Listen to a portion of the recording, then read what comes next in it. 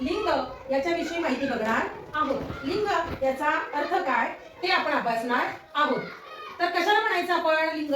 तर एखाद्या नामावरून आपल्याला ते नाव पुल्लिंग आहे, स्त्रीलिंग आहे का नपुंसकलिंग आहे हे समजतं, त्याला आपण लिंग असं म्हटलं जातं. आता इथे तुम्हाला लिंगाचे किती प्रकार दिसत आहेत? 3 प्रकार दिसत आहेत, बरोबर आहे. इथे पुल्लिंग आहे. पुल्लिंग याचा अर्थ एखाद्या नामावरून आपल्याला पुरुष जातीचा जर का बोध होत असेल तर त्याला पुल्लिंग म्हणायचं. एखाद्या नामावरून आपल्याला स्त्री जातीचा बोध होत असेल तर त्याला स्त्रीलिंग असं म्हणायचं. आणि एखाद्या नामावरून आपल्याला पुरुष लिंग पण नाही आणि स्त्री जातीचा पण बोध होत नाही, त्याला नपुंसकलिंग असे म्हणतो. आपल्याला इथे बघा काही शब्दांची यादी दिलेली आहे.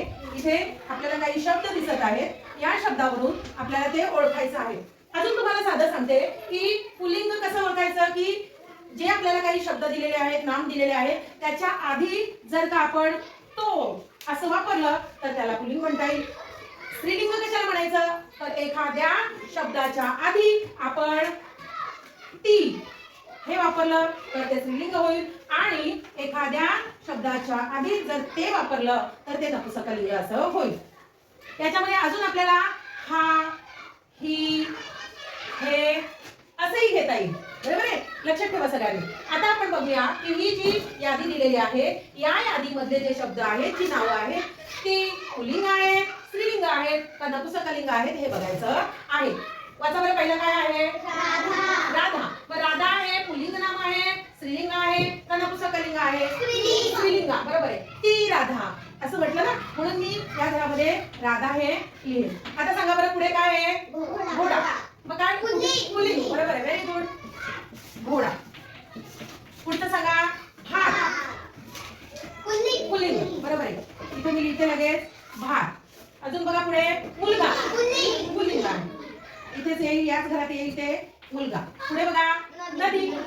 स्त्रीलिंग. आपण ती नदी असं म्हणतो की नाही, मग ते स्त्रीलिंग मध्ये येईल नदी. पुढचं वाचा. इमारत. काही स्त्रीलिंग. ती इमारत बोलतो ना, म्हणून याच्यामध्ये येईल ते ती इमारत. पुढे घर. Very good. छान, तुम्हाला ओळखता आलं. ते घर, म्हणून ते नपुंसकलिंग मध्ये येईल घर. अजून सांगा गाय. बरोबर आहे. एकमेकांनी छान ओळखलं. गाय या घरामध्ये मी लिहिलं. पुढे आहे पुस्तक. ते पुस्तक असं बोलतो ना, म्हणून इथे ते मी लिहिलं पुस्तक. अजून पुढचा वाचा. बैल. बरोबर आहे. इथे मी लिहिलं बैल. अजून भाकरी. स्त्रीलिंग. भाकरी. पुढचा वाचा लवकर. पुढचा शब्द कोणता आहे? रुमाल. पुल्लिंग. रुमाल. पुढे होडी. काय म्हणतो आपण? तो होडी, ती होडी, ते होडी. काय बोलतो? ती होडी. म्हणजे कशामध्ये येईल ते? स्त्रीलिंग मध्ये येईल.